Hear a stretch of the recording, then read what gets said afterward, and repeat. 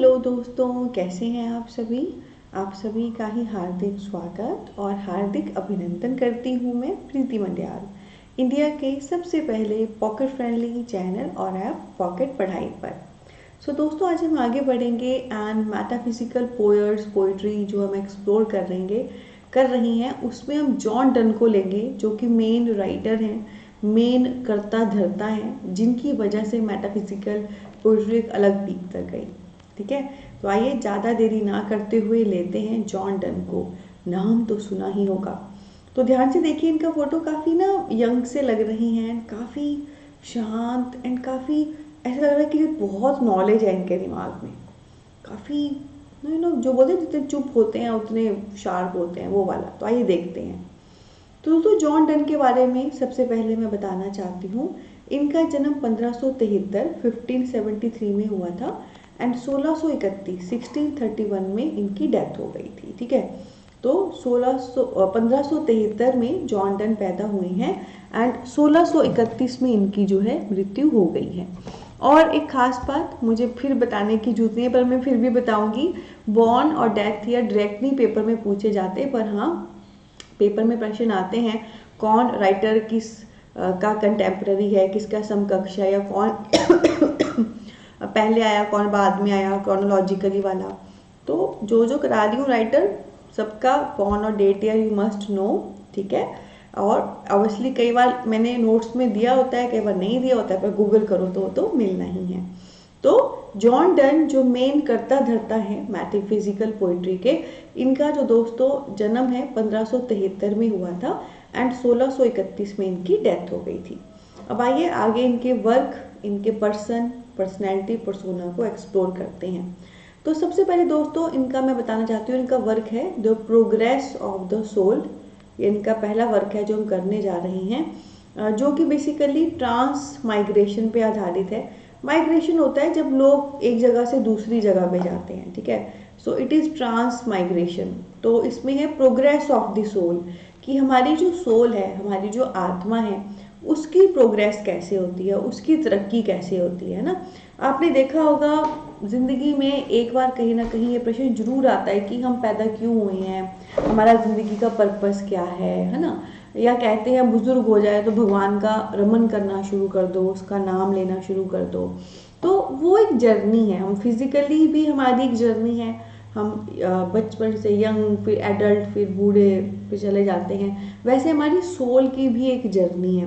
तो कैसे हमारी सोल की प्रोग्रेस होती है, हाउ अवर अंतरात्मा प्रोग्रेस, वो इसमें बताया गया है। तो यहाँ पे ट्रांस माइग्रेशन का मतलब ये नहीं है कि एक आत्मा एक जगह से दूसरी जगह चली गई है। It is with in us how it's level is getting up and up, हमारे अंदर ही वो कैसे जो है उसकी प्रोग्रेस हो रही है। इसके बाद दोस्तों दूसरा वर्क इसमें जो हमने करना है डेट इज सीडो मार्टियर, जो 1610 में आया था और इसने जेम्स को बहुत अट्रैक्ट किया था। जेम्स हैं आपके जो राजा हैं, उनको बहुत अट्रैक्ट किया था। तो नॉर्मल मार्टियर तो होता है जो शहीद हो जाते हैं, शहादत को प्राप्त होते हैं। सीडो मार्टिर हो गए झूठ मूठ के जो शहादत को प्राप्त होते हैं। ठीक है, तो ये जो वर्क है सीडो मार्टियर, ये 1610 में आया था और जो किंग है राजा जेम्स वन, उनको इसने बहुत ज़्यादा अट्रैक्ट किया था, ये उनको बहुत पसंद आया था सीडो मार्टियर का वर्क। उसके बाद दोस्तों नेक्स्ट मैं आपको यहाँ पे बताना चाहती हूँ कि इज़ाक वॉल्टन ने एक स्टेटमेंट दी थी हमारे डन भाई साहब के लिए, जो कि क्या है, वो है an angel learning from a cloud. ठीक है, कि जो जॉन डन है वो एक एंजल है जो ऊपर क्लाउड, ऊपर बादल से भी लर्न कर रहे हैं। यानी कि चाहे वो धरती पे मौजूद हैं, पर उनके इतने शार्प सेंसेस हैं, ऊपर क्लाउड पे तो ऊपर भगवान ही होते हैं ना, ऊपर भगवान, मतलब वो डायरेक्ट वहाँ से भी लर्न कर रहे हैं और इतना ऑसम ब्लॉसम वर्क हमें दे रहे हैं। तो एक छोटा सा सेंटेंस है पर बहुत गहरी बात कही, an angel learning from the cloud, कि चाहे वो धरती पे हैं पर वो एक एंजल है जो ऊपर बादल से सीख रहे हैं, मतलब डायरेक्ट उन पर भगवान की ग्रेस है, वहाँ से वो सीख रही हैं। और इसके बाद दोस्तों बेन जॉनसन ने एक स्टेटमेंट दी थी, उनको क्या कहा था, first poet in the world for some things but likely to perish for not being understood. तो बेन जॉनसन ने कहा था वो पूरी दुनिया में ऐसे पहले पोएट हैं, ठीक है, मतलब कुछ चीज़ों के लिए वो जाने गए, पर जो एक्चुअली में वो थे वो तो कभी निकल के सामने ही नहीं आया। First poet in the world for some things but likely to perish for not being understood. मतलब बेन जॉनसन का कहने का मतलब है कि जॉन डन एक अलग ही लेवल के कवि थे, उनकी सोच एक अलग ही थी। हमने कुछ चीज़ों के लिए उनको जाना भी कि अच्छा ये उनकी खासियतें हैं, पर एक्चुअली में जो वो थे ना वो हम कभी समझ नहीं पाए, या ये कहूँ कि हमारा लेवल ही नहीं था उनको उस लेवल पे समझने के लिए। ठीक है, तो कुछ great great goddess kind of things हो रही है। इजाक वॉल्टन ने कहा एक एंजल है जो क्लाउड से सीख रहे हैं, मतलब धरती पे हैं पर फिर भी एंजल हैं जो डायरेक्ट भगवान से सीख रहे हैं। ओके, और बेन जॉनसन ने कहा first poet in the world for some things but likely to perish for not being understood. मतलब कुछ चीज़ों का तो चलो उनके लिए हम जानते हैं, पर कुछ चीज़ें हमें उनकी कभी पता ही नहीं चली, कुछ चीज़ें हम उनकी कभी समझ ही नहीं पाए। ठीक है, मतलब उनमें बहुत कुछ था, उनमें बहुत सारी ग्रेटनेस थी। इसके बाद दोस्तों खास बात क्या है, जॉन डन ने बेसिकली 3 प्रकार की पोइट्री लिखी है। तो मेटाफिजिकल तो आपको पता ही है, पर इसके अलावा उनके 3 जॉनर थे पोइट्री के। एक उनका था अमोरस एंड लव पोइट्री, एक उनका था मेटाफिजिकल पोइट्री, और एक उनका था सैटारिकल पोइट्री। ठीक है जी, तो कितने जॉनर हैं उनकी पोइट्री के? 3 जॉनर हैं, अमोरस और लव पोइट्री, मेटाफिजिकल और सैटारिकल। तो पहले मैं मेटाफिजिकल वाला ही बता देती हूँ। मेटाफिजिकल तो आपको पता ही है, मेटा मीन्स बियॉन्ड यानी कि परे, फिजिकल मीन्स नेचुरल, नेचर से परे। ठीक है, तो जब कभी आप कोई ऐसी चीज़ कह रहे हो, ऐसी कोई चीज़ बता रहे हो जो नेचर से परे, कुछ हटके एग्जाम्पल दे रहे हो, जैसे ये वही इंसान है जिसने वो कंपास वाला एग्जाम्पल दिया था कि जो कपल होते हैं वो कंपास की तरह है कि एक भी चीज़ छूट गई तो काम से बाहर, वैसी पोइट्री लिखते थे। दूसरा अमोरस या लव पोइट्री, अमोरस का मतलब ही लव होता है, तो प्यार भरी पोइट्री जो है इन्होंने लिखी है दोस्तों। और जो प्यार भरी पोइट्री है फर्दर बंटी हुई है फिजिकल, ट्रांजिशनल एंड रिलीजियस में। तो प्यार का मतलब यहाँ पे सिर्फ ये नहीं है कि हाँ जी एक पर्सन को दूसरे से प्यार हो गया, रिलीजियस धर्म भी तो प्यार को ही फैलाता है ना, उस वे से भी चीज़ें बताई गई हैं।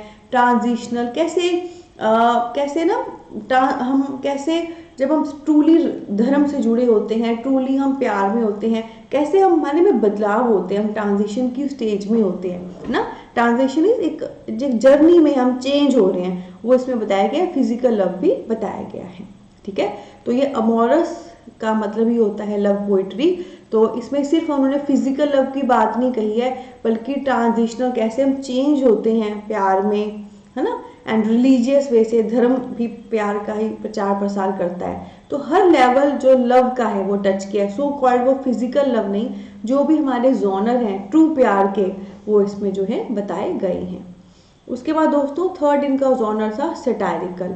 सैटारिकल यानी कि मजाक। तो मजाक तो दोस्तों इन्होंने रिलीजन पे भी मजाक किया है, मोरालिटी पे भी किया है, एंड कॉन्सेप्ट पे भी किया है। सो धर्म को लेकर इन्होंने अच्छा भी बताया, पर धर्म को लेकर थोड़े मजाक भी बताए, क्योंकि देखो कुछ लोग धर्म को लेकर उल्लू भी तो बनाते हैं ना, तो वो गलत है, उसको सैटारिकल वे से बताया। या मॉरलिटी, हम हर बार मॉरल वैल्यू की बातें करते हैं, अच्छी चीज़ों को अपनाने की बातें करते हैं, पर कैसे कुछ अच्छी चीज़ें कैसे कई बार खतरनाक साबित हो जाती हैं, क्योंकि अगर हम सो कॉल्ड समाज में जो चले आ रहे मॉरल वैल्यू फॉलो करें वो गलत भी हैं, समय के साथ बदलाव भी तो जरूरी है। या कुछ जो बेसिक कॉन्सेप्ट्स हैं हमारे सोसाइटी के, उन पे भी इन्होंने सैटारिकल जो है तंज कसा है। इसमें एक एग्जाम्पल हमारे सामने है एपिथैलेमियम। एपिथैलेमियम दोस्तों जॉन डन का एक सैटारिकल वर्क है। ठीक है, तो इन्होंने मेटाफिजिकल पोइट्री भी लिखी है, वो तो आपको पता ही है। ओमोरस यानी कि लव पोइट्री भी लिखी है, और सैटारिकल वर्क भी किए हैं। ठीक है, और जब लव पोइट्री हो या सैटारिकल पोइट्री हो, इन्होंने हर जॉनर कहीं ना कहीं टच जो है किया है बहुत खूबसूरती के साथ, है ना। जब इन्होंने अमोरस या लव पोइट्री में रिलीजन लिया तो उसकी बहुत डीप लेवल पे अच्छाइयाँ बताई, पर जब सैटारिकल वे से रिलीजन लिया तो जो बहुत डीप लेवल पे कमियां हैं वो हमें बताई। ठीक है, और एपिथैलेमियम इनका वर्क है। तो दोस्तों जॉन डन को आपने गूगल कर लेना है, इनका जो वर्क है द प्रोग्रेस ऑफ सोल इसको गूगल करना है, सीडो मार्टियर इसको गूगल करना है, Izaak Walton as a writer Google कर लेना, Ben Jonson as a writer Google कर लेना। ठीक है, और epithalamium as a writer as a work Google कर लेना। ठीक है, तो जॉन डन में जो भी हमने as a writer, as a person, persona, personality या इनके वर्क लिए, सभी में जितने भी राइटर्स आए, जितने भी वर्क आए, और खुद John Donne as a writer आपने गूगल कर लेना है, वो मैंने आपको बता दिया। ठीक है, तो आई होप आप डन नहीं भूलेंगे, इसकी पर्सनैलिटी, पर्सोना, इसका स्टाइल नहीं भूलेंगे। तो कैसा लगा दोस्तों आपको सेशन? अच्छा लगा तो सेशन को जरूर थम्स अप दें, प्यार दें। आने वाली क्लास में I will be discussing the last metaphysical poet which is George Herbert. ठीक है, पर क्या आप ऐसे ही माइंड ब्लोइंग तरीके से कंप्लीट तैयारी करना चाहते हैं इंग्लिश एनटीए की? आप किसी भी स्टेट का सेट फाइट कर रहे हो, नेट फाइट कर रहे हो, और ऐसा ही बेहतरीन colourful content, best teaching technique, best guidance of the India और वर्ल्ड आप चाहते हो, तो दोस्तों आज ही एक तो हमारे चैनल को सब्सक्राइब कर लो पॉकेट पढ़ाई को, और डाउनलोड कर लो पॉकेट पढ़ाई ऐप, जिसका लिंक नीचे वीडियो के डिस्क्रिप्शन में दिया गया है।